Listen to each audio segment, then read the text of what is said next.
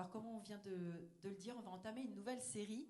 Et je ne sais pas si, depuis le mois de septembre, vous êtes vraiment serein. Je ne sais pas si, avec la rentrée, les courses de la rentrée, relancer tout ce qu'on a à faire, on s'était un peu calmé au mois d'août. Et puis là, en septembre, c'est toujours un peu l'effervescence, le tourbillon, etc. Et puis, on a cette espèce de grand couloir devant nous qui est toute une année, avec tous les projets, avec toutes les choses qui vont arriver devant nous. Et puis, on a peut-être aussi des soucis, des problèmes, des choses intérieures qui ruminent, etc. Et je ne sais pas si on se sent serein, vraiment. Alors, j'espère que cette série va nous apporter des clés pour être serein, ou en tout cas, peut-être traverser notre tourbillon, peut-être plus sereinement.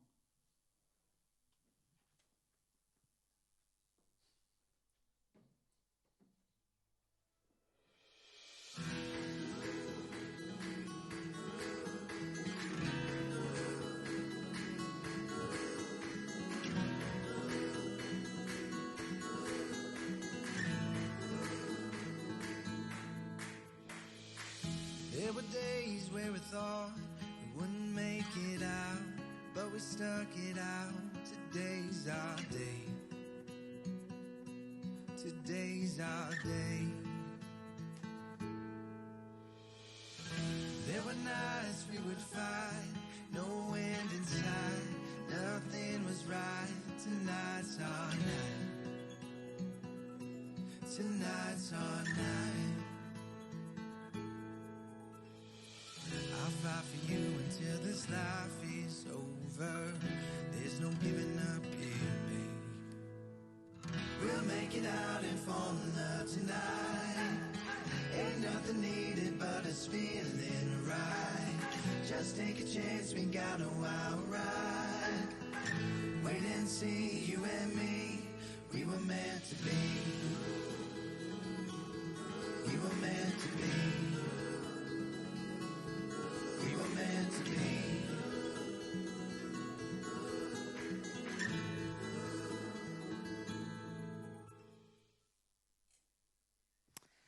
Bonjour à tous. Bonjour à ceux qui sont ici dans la salle, dans le bâtiment où se réunit l'église de l'Abri et ses amis.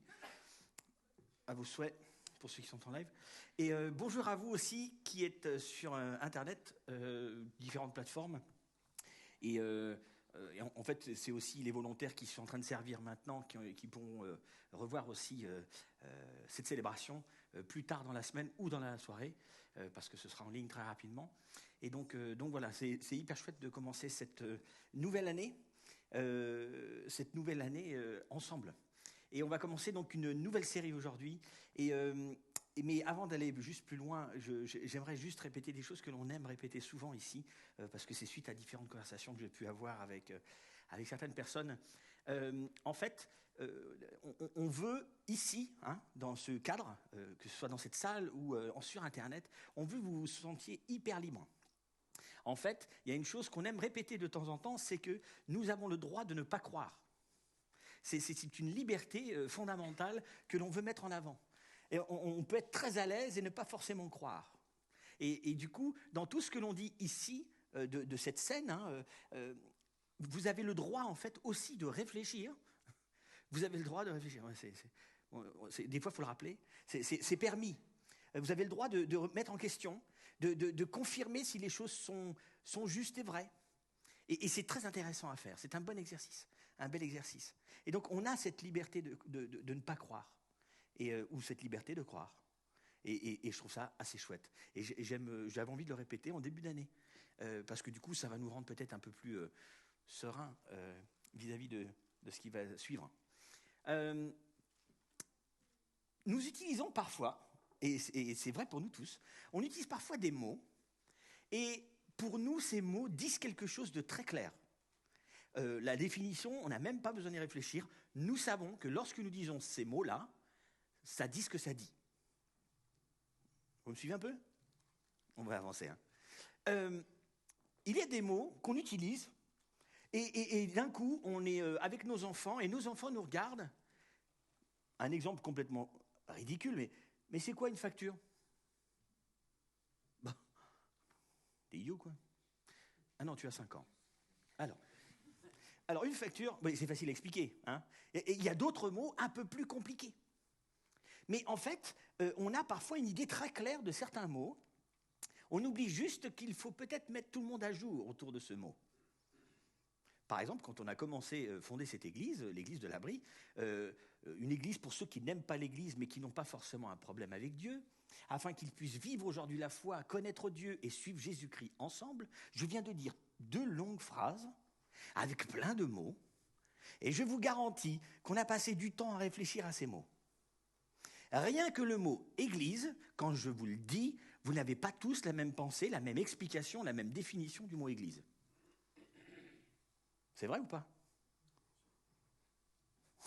C'est évident. Il y a un aspect culturel parfois, il y a parfois un aspect éducationnel. Et comme le dirait la personne qui est devant moi, pour rigoler, c'est un bâtiment, évidemment. Pour certains, c'est ça. Pour d'autres, c'est autre chose. Nous avons défini et on a dit que l'Église, et on n'est pas très originaux, hein, on prend juste un petit peu de ce qui existe déjà dans une partie de la Bible, qui s'appelle le Nouveau Testament, le livre des Actes. Et l'Église, c'est la communauté, la réunion de tous ceux qui croient que Jésus-Christ est mort pour leurs péchés, qu'il est ressuscité d'entre les morts et qui souhaitent le suivre ensemble. Un groupe. Et ça, c'est l'Église. Nous, on l'a défini comme ça. Et il y a plein de mots où parfois, on n'y pense pas forcément. Et on va utiliser un mot, par exemple, avec nos enfants, ça arrive, ou avec les gens qui sont devant nous, des collègues parfois peut-être, ou autres. On utilise des mots sans forcément donner une explication très claire. Et donc, il est important parfois, et c'est ce qu'on va faire aujourd'hui, vis-à-vis du mot que l'on va aborder, qui est le mot de l'année qui a été proposé par le staff de l'Église. Ce mot, c'est la sérénité, la paix ou la sérénité. C'est le mot. Et on a choisi plutôt la sérénité, pour plein de raisons. Mais donc on va alterner, des fois, vous allez m'entendre dire la sérénité ou la paix. Ce n'est pas exactement la même chose, étymologiquement, tout ça, on est d'accord. Mais on va le définir. Donc, étant donné qu'on va proposer une définition, ce sera la bonne, pas la nôtre. Vous avez compris? Ça va? Vous suivez jusque-là? Pas trop compliqué. La sérénité. Qu'est-ce que la sérénité? C'est quoi? C'est quoi la paix? C'est quoi la sérénité? C'est intéressant parce qu'on peut y mettre beaucoup de choses. Pour certains, c'est juste l'opposé de la guerre. Pour certains, c'est partir en week-end avec la personne qu'on aime. Et c'est ça la sérénité, c'est la paix. Ou alors, c'est, vous savez, l'horaire où il n'y a plus d'enfants. Pour ceux qui sont parents. Il n'y a plus d'enfants là, enfin ils sont là en fait, ils sont toujours là. Ils sont vraiment encore là, mais ils sont silencieux dans la chambre. Vous voyez ce que je veux dire? Ils dorment. Et là, c'est quoi? On dit, oh purée, c'est pas bon ça. C'est la paix. Parfois, pour certains. Pour les enfants, les parents se sont barrés.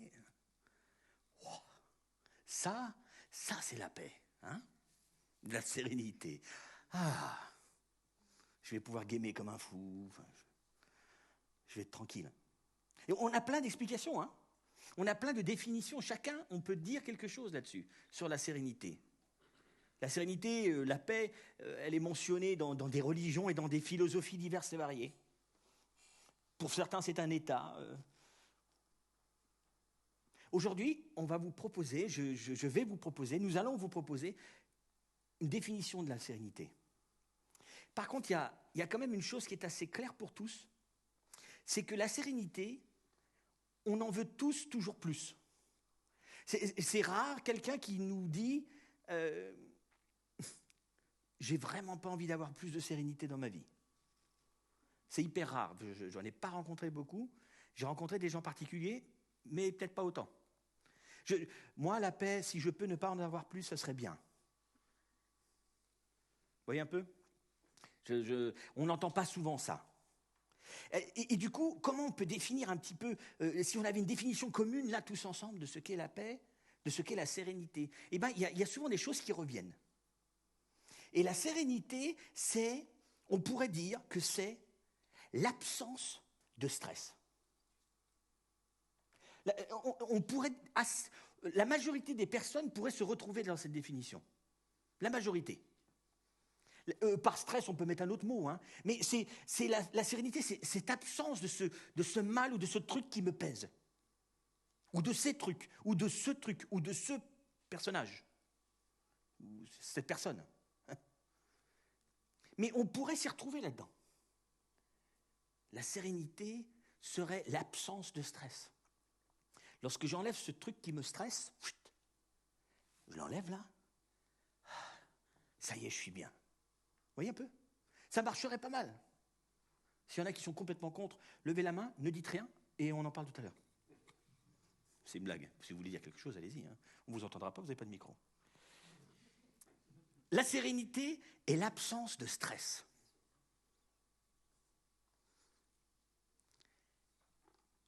Et du coup, on peut y voir plusieurs catégories. En fait, il y a plusieurs catégories de stress ou de problèmes qui sont attachés à tout ça. Il y a 3 catégories que je vous propose. Le stress va être lié, par exemple, à un lieu. Le lieu peut être la maison. C'est ce endroit, quand j'y suis, je suis tellement stressé parce que, plein de raisons, il y a trop de travaux, j'en peux plus, ça pue, j'en sais rien, c'est mal rangé. Il y a plein de mots qui me viennent, c'est des mots que vous pensez, mais vous n'osez pas le dire. Mais bon, bref, vous voyez, parce que c'est uniquement parce que la fosse septique, elle est trop pleine et qu'on n'a pas vidé, vous voyez ce que je veux dire. Donc, le lieu, par exemple, est compliqué. Ça peut être l'entreprise dans laquelle je travaille. Au moment où je vois ce portail s'ouvrir, j'ai une boule qui vient là, j'ai juste envie de me barrer. Vous voyez un petit peu? Le lieu. Un lycée, ou un collège. Je dis des trucs complètement anodins. Hein. Mais vous voyez un peu. Un bâtiment d'église. Le stress de fou. Qu'est-ce qu'ils vont me raconter? C'est légitime. Et c'est une des catégories où on peut y trouver, et c'est la réflexion que vous devez, et la question que vous devez vous poser, quelle est la source principale de votre stress actuellement? Tiens, c'est une bonne idée ça. Allez, 10 secondes, vous réfléchissez à ça. Quelle est la source principale de votre stress actuel, ou du plus gros stress que vous avez aujourd'hui, s'il y en a un paquet? Attention, c'est parti. 10.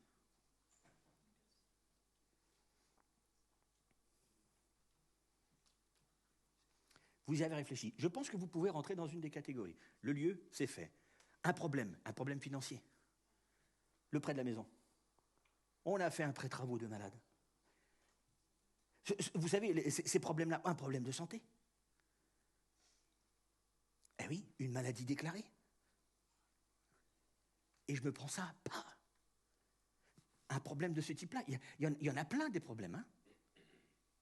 Juste un problème relationnel. Avant que ce soit même juste un problème avec la personne, mais c'est relationnellement, il y a des trucs qui ne passent pas avec plein de gens, j'ai peut-être un souci. Et la 3e catégorie, c'est, il y a une personne peut-être qui est la source de mon stress, la source de mon inquiétude. Vous pouvez mettre un autre mot que stress, hein, si vous voulez. Il y a une personne derrière. Ça peut être mon conjoint, ça peut être un de mes enfants, ou mes enfants, tous les humains. J'en connais qui affectionnent cette catégorie. Mais ce n'est pas complètement vrai. Mais une personne, juste mon patron, ce crétin infini, c'est pas possible, je ne le supporte plus. Ou ce collègue. Vous voyez un petit peu, une personne qui est source de stress dans ma vie. Et pour pouvoir avoir cette sérénité, cette paix, il faut juste retirer ce stress de là. Peut-être qu'il faut que la personne soit retirée de ma vie, changée, transformée, pour ne plus avoir de stress. Et c'est comme ça qu'on fonctionne en fait avec cette définition du stress. Lorsque l'absence de stress me donne la sérénité, c'est comme ça que ça marche. On rentre dans une de ces catégories et on va être dans ce mouvement qui va être « je vais enlever ce stress dans ma vie et alors je serai dans la paix ». Mais vous savez, il y a une conclusion particulière qui se passe, c'est qu'en fait, ça ne s'arrête quasiment jamais. Parce que vous retirez un premier stress et vous êtes dans la paix. Et tout va bien. C'est excellent. Ça dure combien de temps? Ouf, j'en sais rien. Mais il y en a un autre qui arrive. Mais du coup, cette définition de la sérénité, mais elle est possible, la paix? On peut la trouver, la sérénité, ou pas? C'est une vraie question. Est-ce qu'on peut la trouver? Parce que si c'est cette absence de stress, il y a des fois, je ne l'ai plus. Oh, je m'en suis débarrassé, ou j'ai déjà déménagé. Hein, parce que le lieu, je ne le supporte plus, je m'en vais. Et donc, je retire ça, maintenant ça va. Et j'en ai un autre. Et je l'enlève, et j'en ai un autre. C'est possible ou c'est pas possible, cette sérénité? Est-ce qu'on peut la trouver, la paix? C'est un bon sujet. Hein. En plus, quand on voit la géopolitique actuelle et tout ce qui se passe autour de nous, on se dit, mais c'est impossible la paix. Regarde-moi tous ces animaux. Et ce n'est pas ceux qui sont dans le zoo, c'est ceux qui regardent. C'est fou quand même. Est-ce que c'est possible, cette paix, cette sérénité? Oui et non. Ben non, en fait, parce que si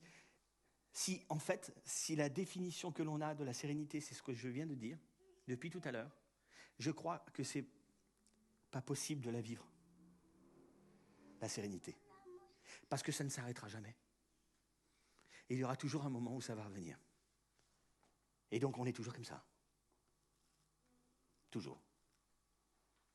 C'est déprimant, hein? Bon dimanche à tous. Ça, c'est une blague. Et en fait, la sérénité est aussi possible. La proposition que nous aimerions vous faire aujourd'hui, c'est peut-être une autre définition de ce qu'est la paix, de ce qu'est la sérénité. Une autre définition qui nous est proposée. Et nous, on va la prendre dans le Nouveau Testament. Vous savez, dans un des livres qui composent la Bible, les 66 livres qui composent la Bible. Et il y a un moment où Jésus lui-même va nous parler de cette paix, de cette sérénité. Et j'aimerais vous proposer cette définition, cette explication que lui nous donne. On va se trouver dans ce qu'on appelle l'évangile de Jean. Jean, c'était une des personnes qui a suivi Jésus. Et ce Jean, au bout d'un moment, a décidé d'écrire ce qu'il entendait de Jésus, ses enseignements, sa vie, même des remarques perso parfois. Et on a 4 évangiles où on peut voir qu'ils ne disent pas tous exactement les choses de la même manière, mais ils disent la même chose. Mais il y a des remarques perso parfois ou des anecdotes particulières que l'un a affectionnées plus qu'un autre. Et Jean écrit. Et on se trouve maintenant, et c'est le texte que nous allons lire, on se trouve plutôt vers la fin de l'évangile de Jean. Jean est vieux quand il écrit aussi. Hein. Et donc c'est quelqu'un qui est mûr. Par vieux, j'entends quelqu'un de sage. Hein. Je dis ça parce qu'il y a mes beaux-parents dans la salle. Et donc, il a cette expérience de vie. Il écrit tout ça à la lumière de tout ce que lui a vécu. Et on arrive dans un passage où Jésus va s'adresser à ses disciples et il va leur dire des choses qui vont les troubler. Ils vont être vraiment profondément troublés. On arrive dans ce passage entre Jean au chapitre 13 à 17, pour ceux qui veulent vraiment noter, qui sont des aficionados des références. On arrive dans ce passage où Jésus va s'adresser aux disciples en leur disant « Chers amis, vous avez besoin de le savoir, je vais partir. Je vais m'en aller. » C'est ce qu'il dit à ses disciples. Vous savez, je vais vers Jérusalem, là, et après, en fait, je vous quitte. En fait, je ne serai plus avec vous. Et donc, Jésus décide de dire ça à ses disciples, et ses disciples sont dans la peur, dans la crainte. Ils se disent, attends, ça fait 3 ans qu'on est ensemble, qu'on vadrouille partout, on a vécu des trucs de dingue, tu as fait des choses merveilleuses et incroyables, tu nous as enseigné de tellement belles manières, nos vies ont été bouleversées, et la vie de tellement de gens ont été bouleversées. Et tu t'en vas, mais tu ne peux pas t'en aller. Parce qu'en fait, ce qu'on avait compris, c'est que toi, tu es ce grand roi puissant qui va venir sur un cheval, nous libérer de tous ces méchants Romains qui ont envahi notre pays. Et c'est bien ça, tu vas être installé comme roi à Jérusalem, tu ne vas pas partir, qu'est-ce que tu racontes? Et ils ont peur. Et on ne les critique pas trop vite, hein. Parce qu'en fait, ils ont aussi peur pour leur peau, les gars. Ça fait 3 ans qu'ils se promènent avec ce Jésus qui parfois crée des tensions dans ce qu'il dit. Et c'est vrai qu'il crée des sacrées tensions. Et du coup, eux aussi sont menacés. Leur vie est menacée aussi parce qu'ils ont accompagné cet enseignant de Nazareth. Et donc les disciples ont profondément peur. Et alors du coup, qu'est-ce qu'ils commencent à faire? Ils commencent à poser des questions à Jésus. Vous savez, les questions que nos enfants peuvent nous poser quand ils sont dans la panique, ou que nous, on commence à poser quand on est dans la peur et la crainte. Vous savez, on est sous pression et on pose plein de questions. Où vas-tu? Ils disent à Jésus. Pourquoi nous ne pouvons pas venir avec toi? Explique-nous, s'il te plaît. Que sommes-nous supposés faire lorsque tu seras parti? Donne-nous des indications. Parce que là, on n'est pas bien. Comment pouvons-nous savoir si ce que nous faisons est bien si tu n'es pas là, si tu ne conseilles pas, tu nous as tellement guidés, aidés. Pourquoi tout ceci arrive-t-il? Et il le bombarde de questions. Et alors Jésus, Jésus va prendre le temps de leur répondre et de les réconforter parce qu'il a beaucoup de choses importantes à leur dire. Et il va leur dire, écoutez-moi bien, je vais partir, mais je ne vous laisse pas seul. Et vous avez besoin de l'entendre maintenant, parce que je vais vraiment m'en aller. Je vous promets, vous n'avez pas tout bien compris. Et ce n'est pas grave, c'est aussi notre affaire à nous, on ne comprend pas toujours tout bien. Hein. Et c'est la même chose pour les disciples. Vous n'avez pas tout bien compris, mais je vous le dis, je ne vous laisse pas seul. Et c'est hyper important. Et on arrive au chapitre 14 de l'évangile de Jean. Et Jésus parle.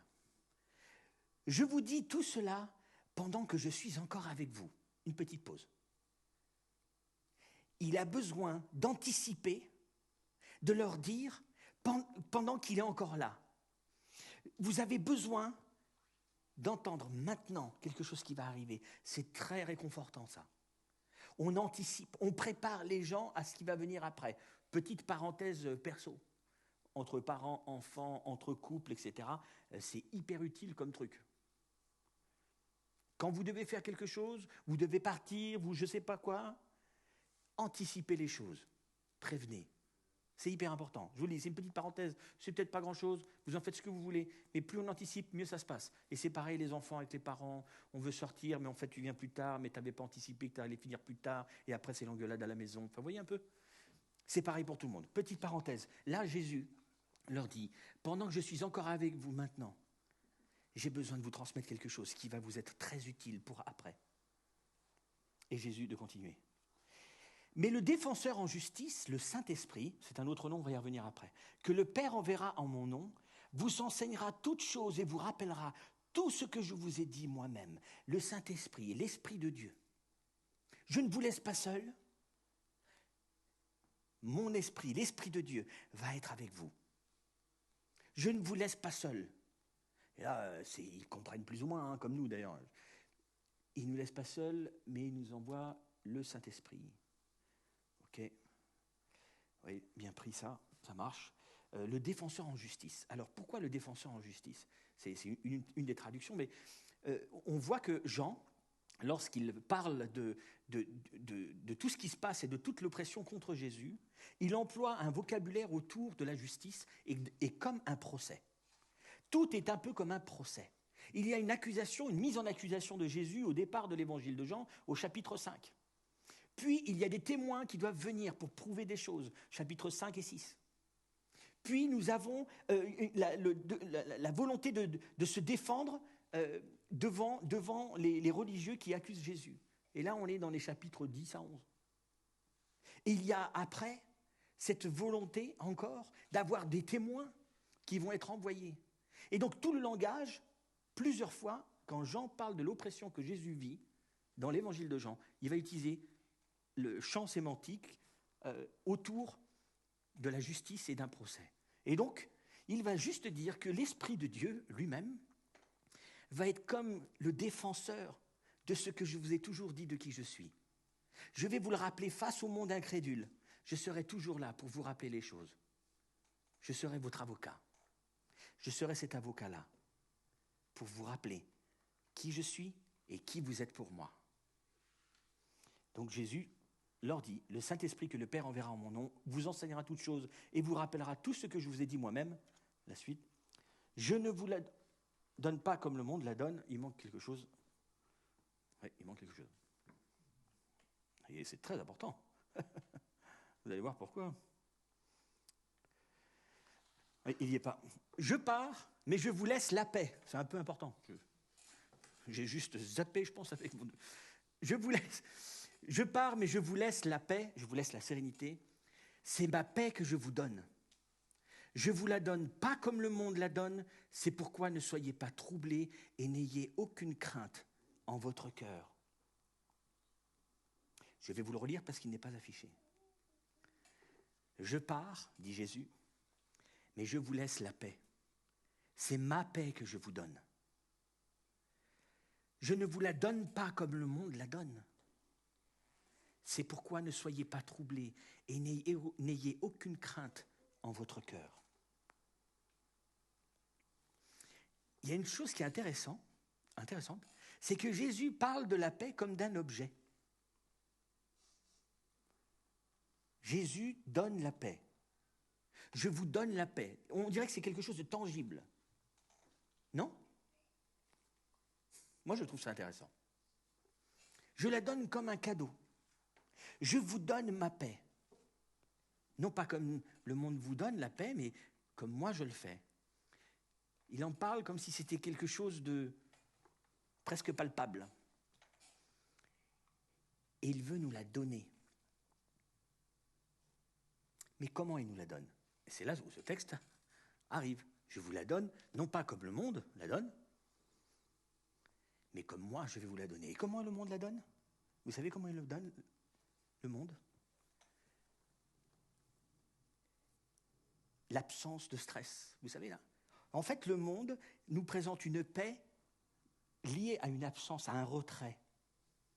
On retire le mal pour pouvoir être en paix. Jésus dit, on ne va rien retirer du tout. Moi, je vous donne la paix. Et la paix que je vous donne, c'est ma présence. C'est la présence de Dieu. C'est la présence de l'Esprit de Dieu. La sérénité est la présence de Dieu dans le stress de la vie, de ma vie. Vous savez la différence qu'il y a entre la définition que nous avons de la sérénité et l'absence de stress et ce que propose Jésus, la différence est énorme. Dans un des cas, en fait, une fois que l'enfant sera retiré, tout ira mieux. Une fois que je changerai de conjoint, ça ira mieux. Une fois qu'on aurait déménagé, alors je serai dans la paix. Une fois que je changerai de boulot ou j'aurai une promotion, je serai enfin serein dans mon travail. Ça, c'est la première paix. Et ça ne s'arrête jamais. Mais ici, Jésus nous dit, j'en ai une autre à vous présenter. Moi, celle que je vous donne, je vous la donne. Et c'est une présence que je vous donne. La présence de cet Esprit de Dieu. C'est ça que je veux vous donner. La sérénité et la présence de Dieu dans le stress de la vie. Alors, j'entends certains chrétiens expérimentés qui peuvent dire « Ah, c'est vrai que ça fait du bien d'entendre des rappels. C'est important d'entendre des choses comme ça. » C'est extrêmement important. Parce que vous savez, je pense que parfois, moi le premier, je n'ai pas une bonne compréhension de la paix en fait. La paix que Dieu nous donne ne nous retire pas le mal que nous vivons. Et non. Alors à tous les triomphalistes qui existent et qui nous regardent, je suis désolé, je vous présente un truc qui n'est pas top. Hein. Quand Jésus présente la paix qu'il nous donne, il ne dit jamais « et je vous retire tout le mal que vous allez vivre et tout le stress que vous allez vivre ». Non. Il ne le dit jamais. Il nous dit juste « votre vie va être cette même vie, mais je serai présent et ça va changer les choses ». Mais comment ça change ? Qu'est-ce qui change ? Qu'est-ce qui change ? À quoi bon en fait ? Avoir cette paix, si je vis toujours mon stress, si ça ne m'enlève pas mon problème. Alors j'aimerais vous donner une illustration. On arriverait à éteindre toutes les lumières d'un coup, pas ?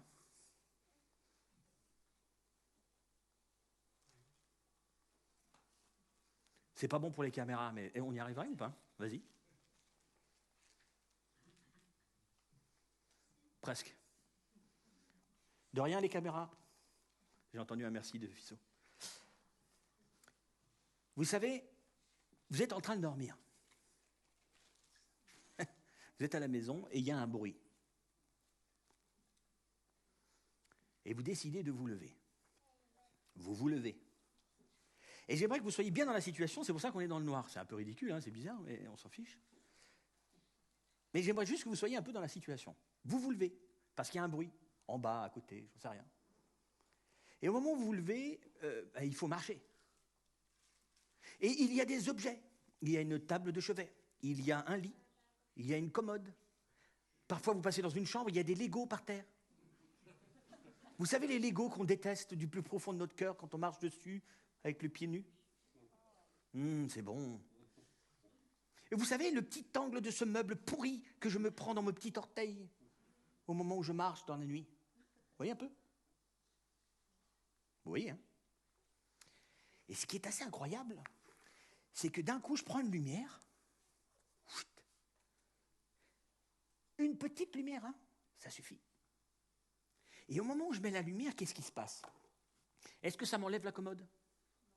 Est-ce que ça m'enlève la table de chevet? Est-ce que ça m'enlève ces Legos pourris? Oui ou non? Ben non, bien sûr que non. Par contre, qu'est-ce qui se passe? Je les vois. On peut rallumer. Je les vois, ces Legos. Je vois ces objets avant de me péter l'orteil sur ma table de nuit, là. Maintenant, je le vois. Hop, hop, hop. La dernière fois que je l'ai fait, ouf. Vous savez, cette douleur-là. Oh. Au moment où j'ai un peu de lumière, je vois tous ces objets. Je vois tous ces obstacles. Et du coup, qu'est-ce qui se passe dans cette nuit? Je me lève pour aller voir ce que c'est, ce bruit. Je marche en confiance. Je marche en sécurité. C'est ça qui se passe. Parce qu'au milieu de la nuit, sans la lumière, je ne suis pas en confiance, je ne suis pas en sécurité. Il va m'arriver quelque chose, plus ou moins grave. Mais lorsque j'ai cette lumière, d'un coup, je navigue en voyant les choses. Je les vois, les obstacles. Ça ne me les enlève pas. Eh bien, vous savez quoi? Cette illustration, c'est la présence de Dieu. C'est cette paix qu'il nous donne. C'est cette sérénité qu'il nous donne. Par ce Saint-Esprit en nous, l'Esprit de Dieu en nous, autour de moi. C'est ça. Ça ne m'enlève pas le mal. Et entre nous, hein, moi je le souhaiterais, hein, qu'il n'y ait plus de mal. Mais on va attendre plus tard. Hein, mais ce serait top, hein, qu'il n'y ait plus de mal. Mais ça ne nous a jamais été dit comme ça. Ce qu'il nous a dit, c'est que je vous donne ma paix, afin que vous puissiez marcher dans la nuit en voyant les obstacles par lesquels vous allez passer, les difficultés. Vous allez marcher un peu plus en confiance et en sécurité, avec cette sérénité que je vous pourvoirai, que je vous donnerai par ma présence, en vous et avec vous. La présence de Dieu dans nos vies. Lorsque vous l'avez compris, lorsque vous avez compris que Dieu vous aime et qu'il veut votre bien, je vous garantis que c'est génial. Alors, c'est compliqué à expliquer, hein, après.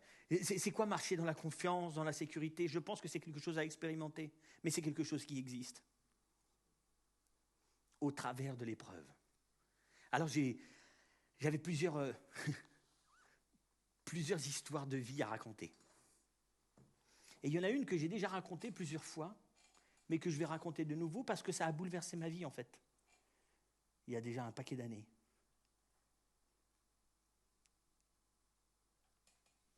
De voir cette sérénité chez quelqu'un qui vit mal ou qui vit des choses affreuses.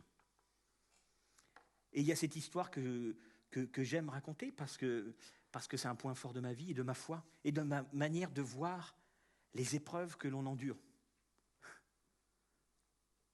Ça a changé ma perspective. Et je pense que c'est il y a plus de 20 ans. Et cette personne s'appelait Monsieur Berger. Et je connais son prénom, hein, mais j'ai toujours eu un trop grand respect pour l'appeler par son prénom. Donc il s'appellera toujours Monsieur Berger. Et c'est quelqu'un qui a beaucoup souffert. Il a eu plein de bugs, plein de maladies terribles. Et des cancers et des machins. Et c'est l'enfer. Pendant des années. Des années, il a vécu des trucs de dingue. Ils ont perdu un enfant, Monsieur et Madame Berger. Et je pense que ça, c'est un drame monstrueux. Et on a eu ça ici il n'y a pas longtemps.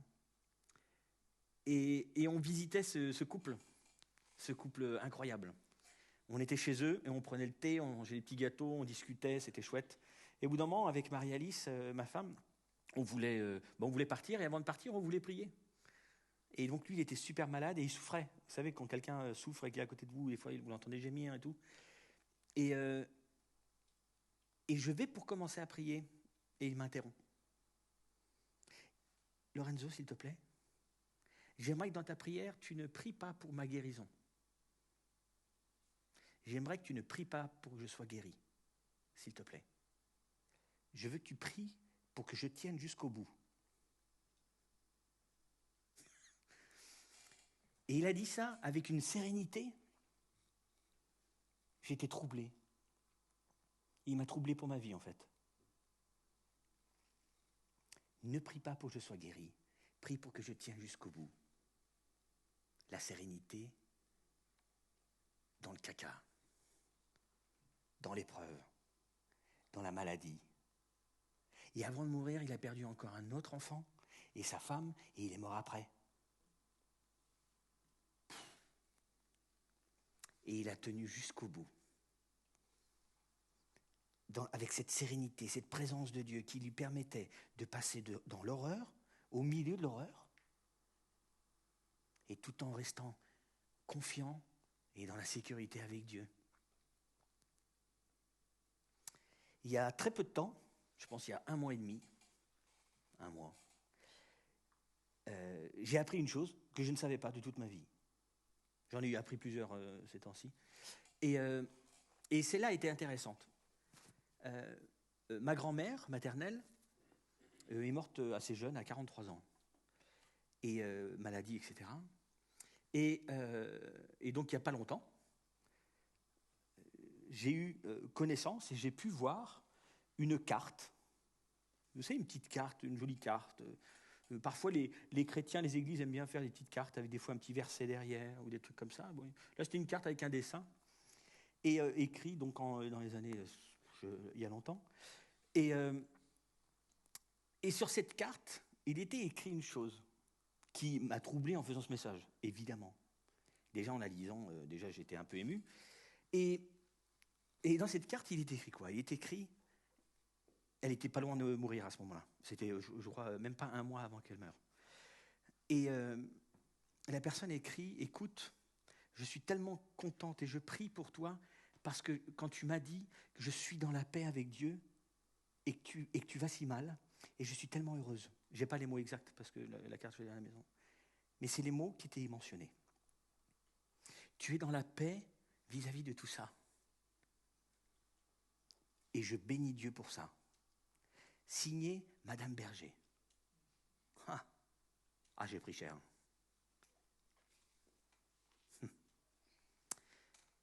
Vous savez, la sérénité, c'est la présence de Dieu dans le stress de la vie.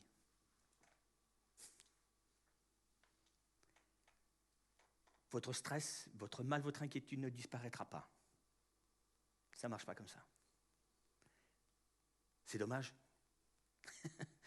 mais ça ne marche pas comme ça. J'aime assez le message que Dieu nous a transmis, parce que c'est un message quand même de combattant. C'est quand même... on doit se battre dans la vie, quoi. Pas contre tout le monde, mais contre ce mal qui nous atteint, pour pouvoir tenir, pour pouvoir vivre, vous savez, un petit peu, presque avec des hachettes, vous savez. J'ai des références un peu bizarres, mais... Mais c'est comme ça qu'il faut avancer. Et quand on avance comme ça, avec la présence de Dieu là, l'Esprit de Dieu là-dedans, on marche en confiance et on marche en sécurité. Avec cette sérénité, cette paix que Dieu nous donne. On n'a rien à retirer parce qu'on ne pourra pas retirer tout le stress qu'on a. Je ne dis pas qu'il faut vivre avec le mal, c'est pas ce que je dis, comprenez-moi bien. Si on peut l'enlever, on l'enlève. Mais ce n'est pas ça qui nous donnera une vraie paix. Ce n'est pas ça qui nous donnera une vraie sérénité. Alors c'est la phrase que je vais vous laisser. La sérénité, c'est la présence de Dieu dans le stress de ma vie, dans le stress de la vie, au beau milieu de toutes mes difficultés. Nous pouvons vivre cette sérénité avec Dieu. J'aimerais prier pour finir ce moment.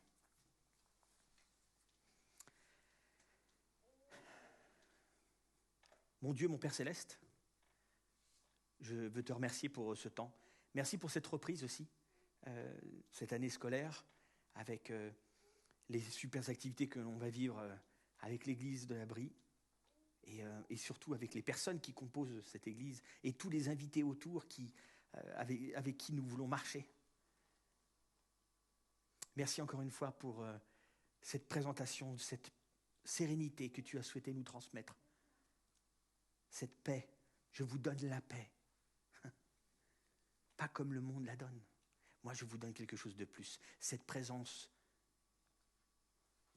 de Dieu en vous, avec vous. Aide-nous, s'il te plaît, à vivre cette sérénité dans nos vies. Tu connais nos vies, tu connais nos stress, tu connais nos difficultés, tu connais tous les problèmes que l'on peut avoir. Aide-nous à vivre cette sérénité au travers de tout ça, pour pouvoir marcher plus loin, pour pouvoir avancer. C'est au nom de Jésus-Christ que je prie. Amen.